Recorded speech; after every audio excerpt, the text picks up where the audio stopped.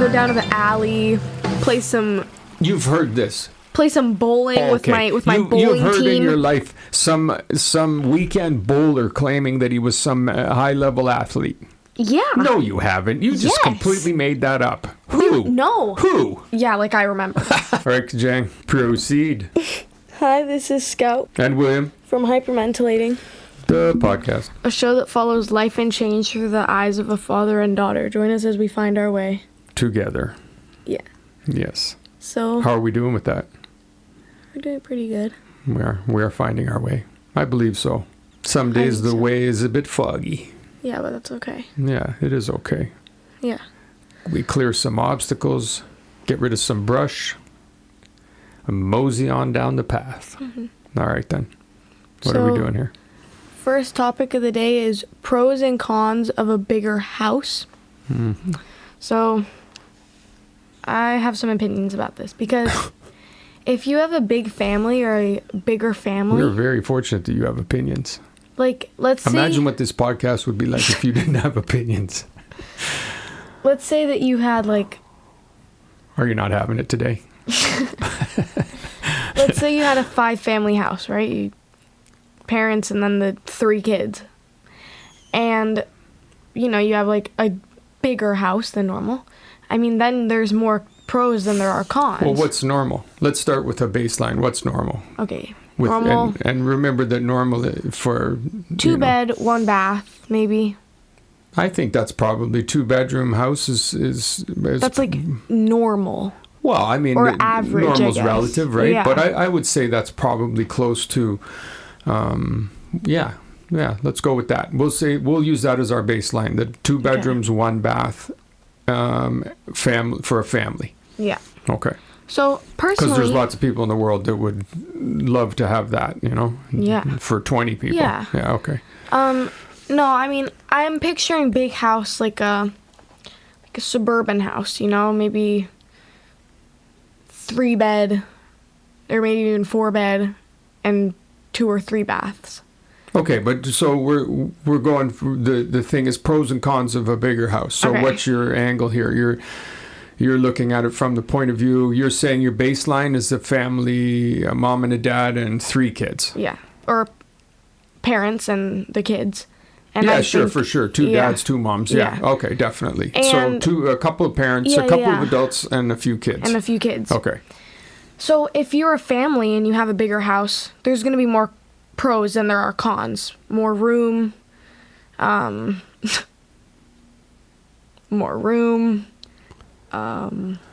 Yeah, for sure. That could be a con though too if the house gets too big, right? Yeah, you know me. I'm a big fan of not having a lot of space. Exactly. Extra. If you're moving into a big house and you're one person, I think it's sort of odd because if you're just one person and you're moving into a big house. Well, yeah, I mean, it's can be seen as wasteful. It could be a whole bunch of things, right? That's why I think we should keep to like the pros and cons of getting a bigger house for a family rather than, because there's a whole, you have people who live in McMansions and people who live in houses that are worth $200 million. Like there's a whole, that's getting into a whole realm of, for me, that's just insane, disgusting waste, right? But I also don't want to disparage anybody who's doing that, because to each their own, I suppose, right? I mean, personally, I don't see the point of it. So let's look at it from the point of view of when does a house become too small? Why would you need more room? Okay, well, a con could be because usually bigger houses are more expensive. They are more expensive. Yeah, definitely. And if you're having a whole family to care for, you also have to take care of your kids. So everything gets more expensive. For sure, man. Taxes. You have to pay more for everything. Yeah, because you have more mouths to feed. More. And also, bigger houses cost more money. But a pro is, like I said, space. Everyone gets their own space. So what else would be a pro beyond space? I'm trying to think. Like it's hard. For me, it's hard to imagine anything as a positive. I just find that the bigger a place is, the more junk you fill it with, the more there is to clean, the more there is to take care of. So, to me, the ideal would be, the pros would be, for me, would be if you have children, especially, is that they all get their own room, right? Yeah. That's a huge pro. Also, But not everybody has that luxury, right? Well, I mean, you and your brother stayed shared in a your room, you shared a room until you were like 11 10. years old or so. 10, 11, yeah. And also, that's the thing. It depends on age, too. If you're 14 and 15 or 13 and 14 sharing a room, I think that's, but also, if you have no other option, Well, then that's the thing, man. You ought to be really careful. Like we're lucky. Yeah. We're lucky that we had the space to do. I mean, our house was small. Our house in Vallarta was small, but we had space. I mean, by for three writing small bedrooms. But I mean, we had 3 small bedrooms. Everybody had their own bedroom eventually. By writing this down, I didn't mean like listing pros and cons. I more just meant like having a conversation on bigger houses and like why do people feel the need to get bigger houses? Oh, yeah. Because I So think that is more of a, okay, so then you're not looking at it as the obvious, like if a family can afford and can find bigger space, then obviously the advantages are everybody has a little more Yeah. space. So you're looking at it, you want to talk about what I touched on then is waste or luxury. Like why would somebody need a big mansion for only them and their dog or or a house cat. yeah. Yeah, I mean, personally, I think big houses are kind of wasteful. They're a big take up of room, but if it's what you need, then it's what you need. Well, what is need? I mean, who needs you don't need a families. basketball court. No, you don't need an indoor pool. Oh, no, that's a mansion. I'm not talking about mansion. I'm talking about bigger houses. Well, no, but I am saying, so what is need then? Like, to me, need, it's a luxury for every kid to have their own room. But that's pretty cool, too. Like, if you can afford to do that, you can find a way, even if it means taking a big room and chopping it up into 2 smaller rooms. Yeah. Definitely giving everybody a little bit of privacy, a little bit of space is huge. Mm-hmm. But at what point, I'm saying, at what point does that become less about need and more about luxury, right? Or like want. if you have 3 bedrooms and a kitchen and a dining room and a den and a study, for a 2-child family, or 4 bedrooms for a 3-child family, I mean, you're already into lots of space. If you have a 2-car garage or a 1-car garage with space for another car, then you have all you need. So at some point you have more than you need. I'm not saying that it's bad to want that or have that either, but if you're just strictly talking about need, like what do you need for a family of 5? What do you need? Yeah, I don't really know if... Well, I'm asking you, what do you need? What do you think a family like that needs? Because then it gets into, what becomes too much? I think 3 bedrooms. 3 bedrooms is fine if they or have to 4, right? Because the parents need 1 too. Or 4. Yeah. I think it gets a big house for a family, depending on the person, but a big house for a family of say 4 is 5 bedrooms or 6 bedrooms, or when you get to the point where you have studies and stuff like that. That's a big house for that family. So a big house for 2 people would be 3 bedrooms, 4 bedrooms. Wow, it's insane. Like, yeah, I mean, two people that live together, that cohabit, that share the same bed, having a house with 3 or 4 bedrooms seems greatly excessive to me. But there's lots of people who have that. There's people who live in houses in mansions with 20 bedrooms, or Or it's just the one person living in it. So, I mean, I don't really see what the pros are of having a house that's more than you need. Yeah. I mean, but what are they? Like, what are the pros? You have more space, but beyond a certain amount. Like, you hear stories, I've heard all kinds of stories, and I've known people who had big houses and they didn't use they used like 2 or 3 rooms in the Yeah. whole house. They used the kitchen, they used some kind of a den area where they watched TV, and then they had their bedroom.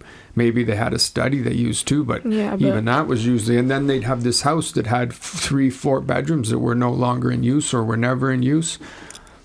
I mean, to me, that's more cons than pros, but I guess, I don't know, what's devil's advocate? What do you think are the pros of that? Why would people want that?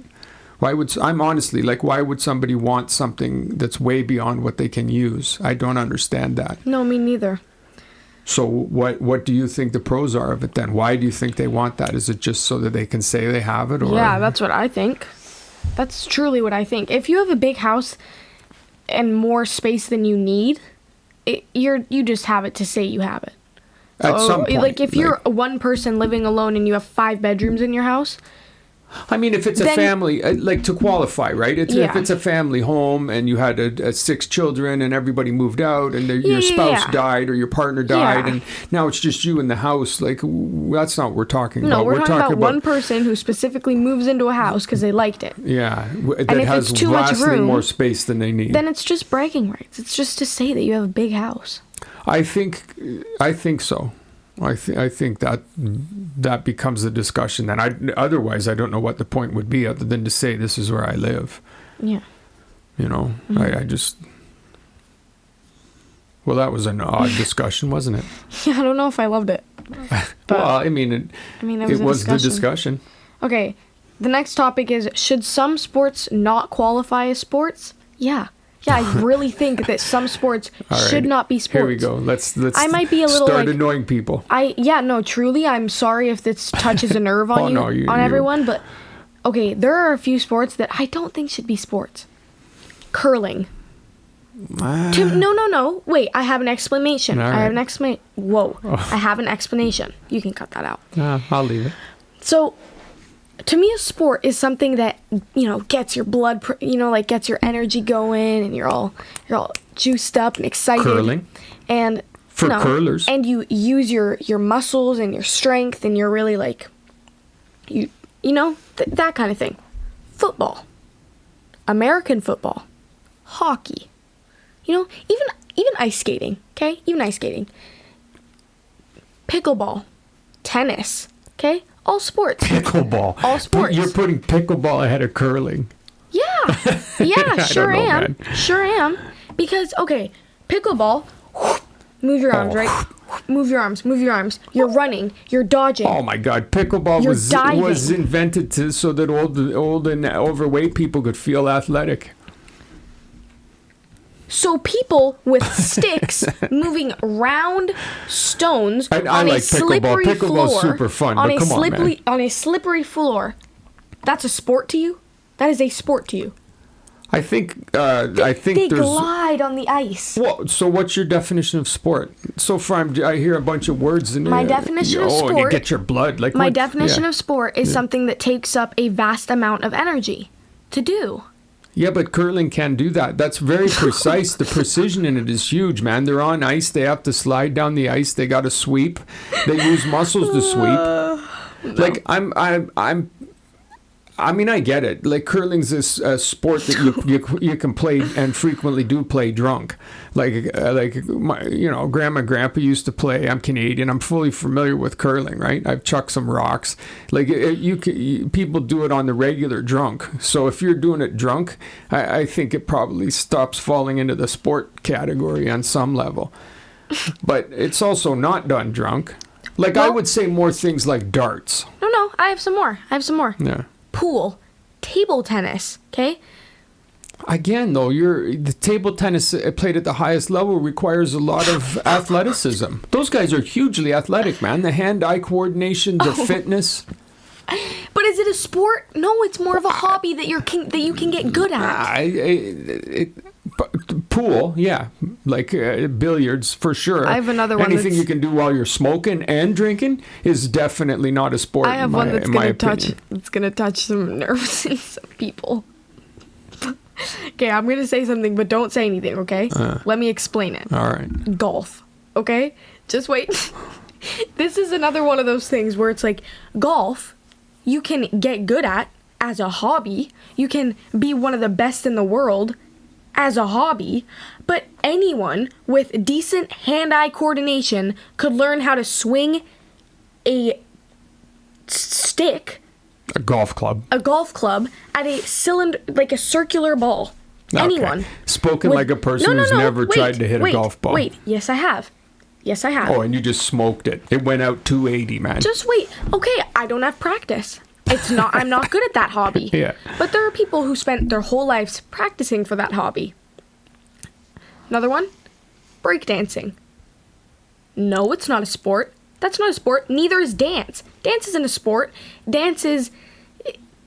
Dance is a different category. I don't think we should be dragging dance into this, No, man. that's what I'm saying. Dance is not a sport because it's a different category. For me, the discussion is it a sport or a game? Like Monopoly's a game, Bridge is a game, Poker is a game, right? Or Nobody's hobbies. calling poker a sport. Or hobbies. Okay, but let's stick with game because my hobby for years was playing hockey.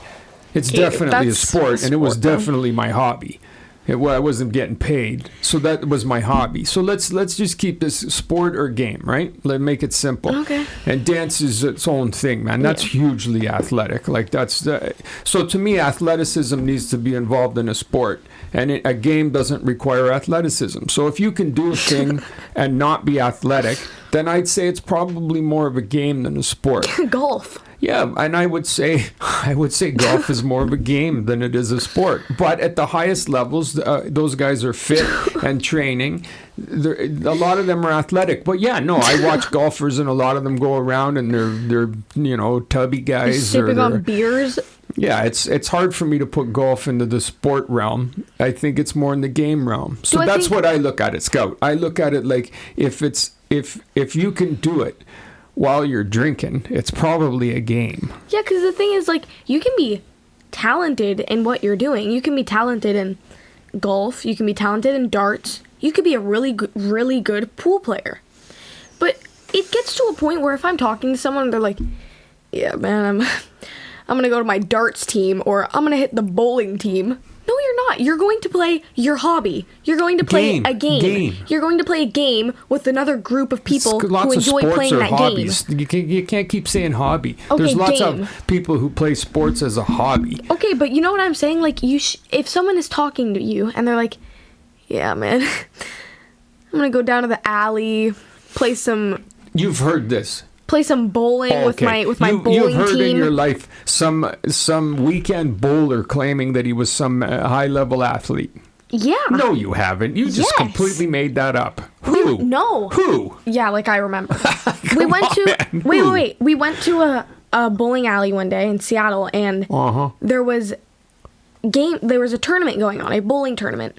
These people were stretching like they were getting ready for the Olympic. Well, you can't stretch before you do something. Yeah, no, but they were full on. We go out and play badminton in the street. Dad, we stretch. Dad, yeah. They were stretching as if their life depended. Yeah, I mean, good for them, man. They're taking it seriously. It's not a sport. No, I agree with you. I think bowling is a game. So is golf. So is darts. Yes, so is pool. Yes to all of them. I agree. But that doesn't mean that athletes can't play them.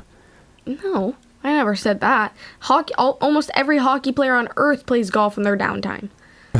Again, you just make things up sometimes.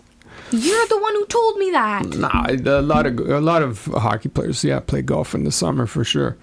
But you just said every hockey player on earth. Almost. I never told you that. I said almost for dramatizing.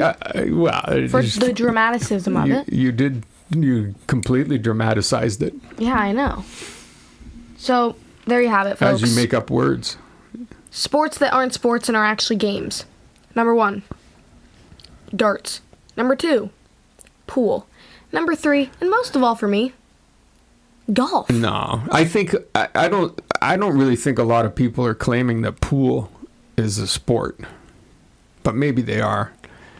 To me, it's easy. It's either a game or a sport.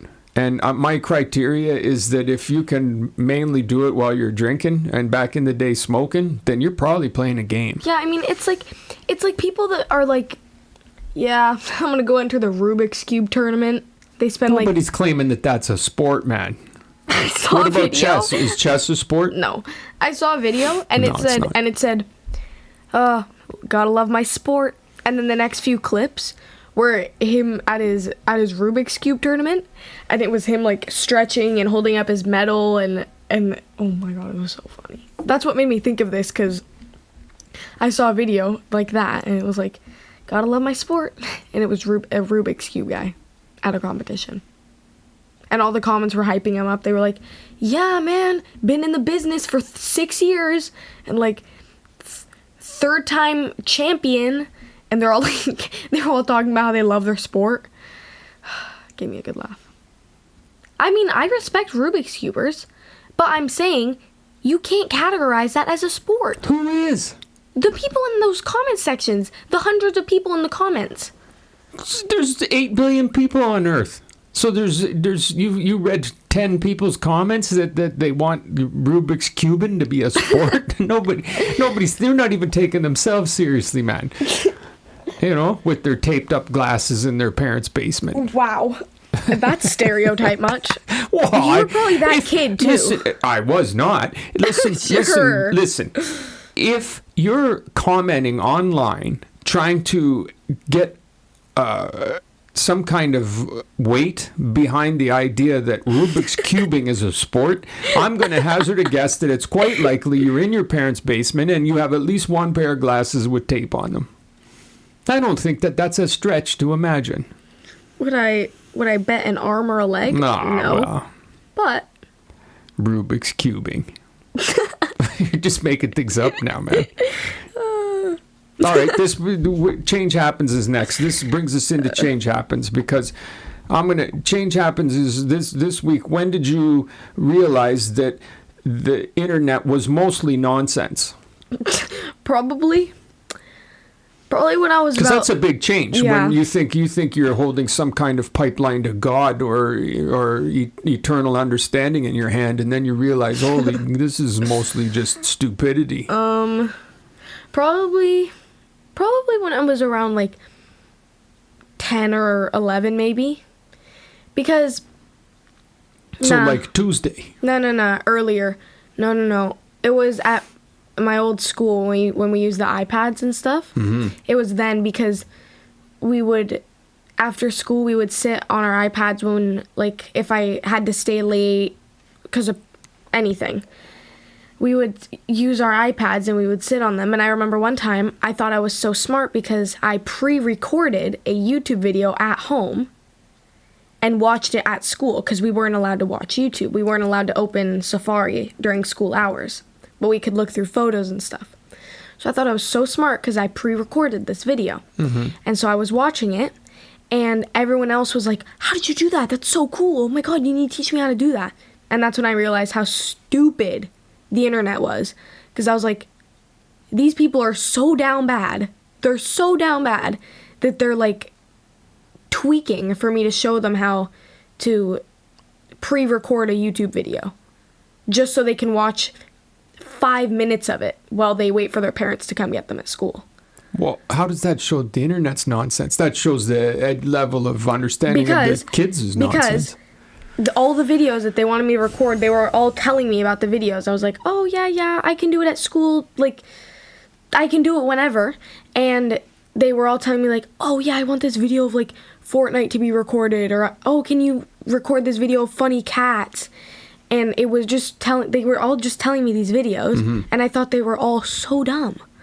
It's like, this is what, this? Yeah. Like, this is truly what you guys are going to spend 5 minutes of your time on. I still think that more speaks to the dumbness of your compadres in those moments than it does to the internet itself. Like, when did you actually realize that the internet as a whole was mostly a junk pile of dumbness?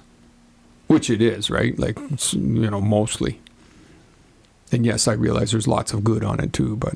Yeah, But overall, most of the stuff you click on is just worthless. I don't even really know. Like, say, like you're like most 13-year-olds who have access to the internet, you spend a lot of time foolishly, in my opinion, on things like TikTok or Instagram or whatever, at some point you must have come to an understanding. Correct me if I'm wrong, unless as we sit here now, you think that all of these things you come across are greatly accurate and necessary information. No, at some point you must have been like, all right, this is just mostly stupid. You know what? I remember exactly when. All right. Okay. We were sitting in one of Mom's friend's house, and I was scrolling on TikTok, and I saw a video, sort of, not unlike the one I saw about the dinosaurs being fake one, like we went over last time. Yeah, it was talking about how reasons I think sharks are animatronics. That was the video. So this person was dead serious. This whole page was dedicated to why I think sharks are animatronics. This was like probably like 2020 or something. And it had like 5 followers or something. It was not a big thing. It just landed on my account, on my For You page. I don't know why. I don't know what freaking 11-year-old Scout was looking at, or not 11, but you get the gist of it. Yeah. And so I was looking at the comments thinking, like they'd be dissing this person. There was only like 5 comments. No, every single one of them was like, I've been saying this, or like, I saw one in Hawaii one time and I thought the same thing. Okay, but again, that speaks to other people's... No, but the video specifically, because it was like, the interweb is so fake. The internet is so fake. Okay, so that at that moment... I realized that the internet is so stupid and fake, and not everything I see that's what I can believe. Yeah. Because... Like I knew. you I must realized have been like... Okay, so in that moment though, then I'm just trying to keep you on track here. Yeah. In that moment then, did you look at that and did you start going through a mental Rolodex in your head and be thinking like, wait a minute, I come across quite a bit of this animatronic shark nonsense. Yeah, no, I was just kind of like, because I was like 8 and I was on Mom's phone, because that's where I had my TikTok account. Yeah. I was just looking, and it's not like I ever told anyone about this because I didn't think it was like interesting. And I was just like, wow, I really can't believe everything I see, can I? But it is interesting. Like, that's a big change. Yeah. Where that's a huge change, where you go from thinking that this thing you're holding in your hand is some kind of, like I said, pipeline to awareness. And you realize that, wait a minute, this is stupid. And then you start thinking like, wait a minute, and that's stupid too. Yeah. And actually, now I'm thinking about it, I've come across quite a few things that are stupid. Yeah. Because at some point that happens for a kid, has to, where you go from, oh man, because even still, you guys will come to me and you'll be like, hey, Dad, did you know? And then you'll tell me something, and I'm like, where'd you hear that? Instagram, TikTok. Yeah, well, this person. I'm like, who is this person? And you'll tell me something that's just fabulously wrong. Yeah. And it because what's your frame of reference, right? Oh wow, it's on the internet, and it's the interweb said. So at some point, that's the point for you, was the animatronic sharks, where you were like, wait a minute. Because I might have been 8 or 9 or whatever, but I knew that sharks were real. I knew that sharks were a real life breathing awesome, entity. Man. That's fantastic. I knew that they weren't, because I knew that they weren't, birthed from NASA, brought down in the ocean to explore all the other animals. I'm thrilled I knew to that know sharks were real. You knew sharks were real. So that's why I was like, oh, okay, that's a little odd. So how about you? For me, it wouldn't have been the internet, would it? It would have been something before the internet. So, like TV or something? Yeah, like when did I first realize that a lot of the information I was getting could be wrong? Yeah. It's so much trickier, right? Because when I was growing up, it wasn't like that. You had the newspaper, you had the TV, and then you had discussion. And so people would be presented with things, and definitely, I'm sure we were lied to and fooled, but it was a lot trickier to do because people considered things more and they discussed them, because that was your form of entertainment, right? So it probably wasn't until the internet came along that I really would have started to become aware that there was so much nonsense. It's not so much that I would have thought, oh, this is real because it's on the internet. I would have already known, like, well, that's stupid. So for somebody who's older like me, who was functioning before the interweb, the basic and overwhelming stupidity of the information or of the things that pass for entertainment on the internet were not deceiving, right? You just knew, like, all right, well, this is just stupid. Who's even paying any attention to this? But for you growing up with it, as a child, there would be a point where, you know, and even still, like I said, jokingly, but still sometimes you guys see or read or hear things and you're like, hey, Dad, what do you think of this? And I'm like, no, man, you need to research that further. Because how can you not, right? You don't have another frame of reference. But I do. Growing up, I think that's something that's been lost, actually. I think that that it was better to grow up without that, in the sense that we definitely, you know, you sat around and discussed things. Hey, Mom, hey, Dad, like, what does this mean? What does that mean? I heard on the news, what does that mean? And then you'd have to have a thoughtful discussion about it. Yeah, although you did a pretty good job, because Paws and I still did that with you. We would have conversations with you about things. If we came to you and we had questions about something we saw online or just in general. Yes, definitely. It's not like we would have full-on conversations about it. Yeah. Yeah, like you'd answer our questions with questions, that and you're going like to find a lot of nonsense there. Yeah. But I knew there would be a point for you where you would have just come across something and you would have been like, wait a minute. Yeah. That's Animatronic not true. sharks. Animatronic sharks. All right, there you go. I was appalled. I was like, are you serious right now? I was like, oh my God. There you go. Perfect. Okay.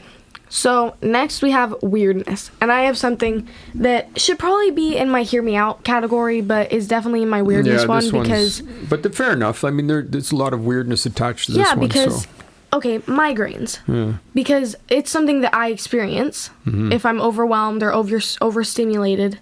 Occasionally. We're talking like 5 times. Yeah, because there's people who have these. Yeah. Your grandma. I'm just talking from my experience of them. Yeah. They're so weird because if I look it up, there's no cure. No one really knows exactly what they are. Yeah, they have a hard time explaining them. They just know that they're headaches. They hurt. And then they know other things about them, but that's the gist of it.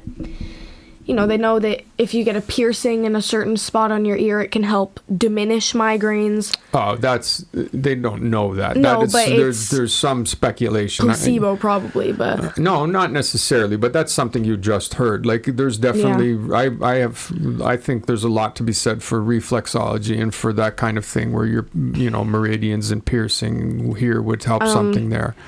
But we can't say that it's a fact, you know? They know that. Well, they don't know, but they think that probably Botox can help in a certain part. All this stuff, but no one really... Who says... Where did you hear that? Yeah. No, man. I'm not saying that that's not true, but that's... I mean, it sounds like something somebody wants to be true. Like, why would injecting fat into your forehead, like, what would that do? Yes, Botox can be an effective treatment option for preventing chronic migraines. I mean, you can find whatever you want. Johns Hopkins Medicine, WebMD. Okay. Migraine Canada. All right. Reddit. No, fair enough. The Migraine Trust. Well, that's going to come as great news to all the people who would love to have some justification for their Botox, won't it? It helps my headaches. But it's just weird because that's interesting. No one knows why. Like, what's going on with these? Because personally, from someone who has gotten migraines and is probably going to have migraines, not a lot, but on the rare occasion, it's just so weird because 1 second you might be, a bit overwhelmed or something, and then the next you need to lay down in the darkest room possible because your head hurts. Yeah. Or you're throwing up. Yeah, I mean, it's different for everyone, right? There's people who commit suicide. No, I know. They're horrific, right? They are. Like they get them regularly. I couldn't imagine getting them regularly. No. Like, I've had a couple in my life, and they're terrible. Like, they're unbelievable. I don't even get headaches, but I've had a couple of migraines, and for me, it's the point of pain. Like I just get a point of pain over one eye, and it's just outrageous. It's just, and I'm not bad with pain, but it's just a different kind of pain. It really it's is, because it's terrible. not even, I don't even think of it as pain. It's like tense. Yeah. It's like almost someone's pushing on a certain spot in your head and won't let go. Brutal. Yeah, it's like a force. And they really don't have, like, there's not any real good treatment for it. There's all of these things like the Botox. I didn't know that. That's interesting. The possibility of a piercing in your ear. Yeah. Like all of these things, people will try anything. And if they're effective for somebody, great. I mean, CBD, it's like there's different things people try. Yeah, and like for everyone, it's different. Everyone who has migraines has different I get symptoms. the flashy lights, and then I don't really get bad headaches from it, but I'll have and I know lots of people out there would be familiar with this. Like I know it's coming on, and I'll get the flashy lights. And then I actually have trouble seeing. Like it blocks the vision. Yeah. So I can still kind of see, but I have these flashy colored lights that'll circle or that'll arc around one eye or over the other, and it'll change its positioning in my field of vision. It's almost like I can see them inside my eyeball. Right. And I'm lucky that when I see that coming on, I can usually breathe my way through it, and almost always I can avoid that really bad headache part of it. But I have to pretty much shut down whatever I'm doing, and I have to ride it out. And it usually it always goes away. Yeah. But it's the couple of times where I haven't been able to ride it out and where it's gone into a full-blown migraine, like it's horrific for sure. Like I feel deeply for anybody who experiences them on a regular basis, or even like yourself or myself or Madish too, on an irregular basis. Like they're horrific. Yeah, like I said, everyone's different. For me, it's nausea, always nausea, and the flashy lights. But I don't think I get it like you. I get it in one spot only, here, always here. Yeah, mine are mostly in one spot. And then they kind of flash, but they don't flash. They're kind of blurry, like blurry splotches. Yeah, for sure. And I can't see from half of this eye. Yeah, no, it's the same. It's the same. I'm just lucky that knock wood, that they most typically don't manifest in a full-on puking or migraine. Because the flashy lights is before the headache. Because I get the flashy lights, then they stop, and it teases me because I'm like, oh, they're gone. And then all of a sudden, wham, I get the headache. So, it's different for everyone, and it's weird. And you don't get them, nor do I. Like, no. I might have 2 or 3 for a year or something. I'd say I get, 2 minor ones and then 1 or 2 major ones throughout the year. Yeah. Like, ones that are handleable and last maybe an hour tops, and then others that last half the day. They're definitely weird, man. Like, they're definitely weird. They're not like anything else. Like, I don't really get headaches other than that. I mean, it's not like I've never had a headache in my life, but I haven't had very many. So I can't even compare them and say, how, like, there's no comparison. No. Like, any bad headache I have is like a 1 on the migraine scale. Seriously. Like it's just a whole other thing. You're just reduced to that pain, the experience is so reducing. Like, it's so reductive. You just you're just nothing else but that heinous bad feeling for those moments. It's weird. Like, I've broken things, and I can disassociate myself from that pain. Like, there's ways of managing that kind of pain or something torn, but there's no way of managing the migraine pain. It's just, your whole being becomes that pain. Mm-hmm. It's a really terrible thing for sure. Like, when I've had to help you guys, when you've had one, you're just helpless. I know there's nothing I can do but just kind of hold you and just help you to ride it out. And there's no magic trick for it. You put cold cloths and all of that. You can do everything, man. Remember 2 summers ago? It ends when it ends. When I possibly slightly fractured, but definitely hyperextended my thumb. Yes, I do recall that. Okay. But seriously. Yeah, it was definitely not fractured, but yeah. Slightly. We don't know. We didn't go for x-rays. It wasn't, okay, all right. It wasn't fractured. I just said x-rays. That was a little awkward. Oh, wow. Anyways, that I would rather experience that again than I get another migraine. Yeah, I love your stories. Whenever you talk about any of your involvement with the necessity of medicine, your exaggerations are outstanding. What exaggerations? Oh, every one of them. We could name any one, and you would have some epically evolving story about it. No, I wouldn't. Yeah, migraines are. I mean, they are some weirdness for sure. Not all weirdness is fun and gentle and fluffy. That's definitely a weirdness that's it's awful. It's awful. And the reason I thought of this was because I got one last week. So if you guys want to give me some sympathy comments, feel free to just tell me how bad you feel for me. Like, I'm so sorry you got a migraine, Scout. Those suck. Like, probably you'll people pull through, feel you're the sorry strongest. for how thirsty you are for sympathy, man. I don't actually want you guys to do that. Please don't do that. Unless you have something insightful to say about migraines, then Maybe please. somebody has the magic cure they're sitting on. Yeah, honestly. Like, I've heard them all, man. Gatekeep. Oh, I hadn't heard Botox. I gotta be honest. Don't gatekeep, honestly, don't. The Botox one makes me laugh. I could just see the people trying to get rid of their wrinkles and. You know what? I have been getting a couple migraines. Oh my God, these headaches year. just won't go away. I'm pretty sure they're migraines. I need some Botox. Yeah. That's another thing, right? People who will like. There's a big difference between a migraine and a bad headache. Big difference. And you'll know it if you ever have it, what it is. Like, it's 100%. I think most people have the same experience too. It's just a point of pain, isn't it? It's just like, it's not an overall thing. It's concentrated. Yeah, it's very concentrated pain in one spot in your head.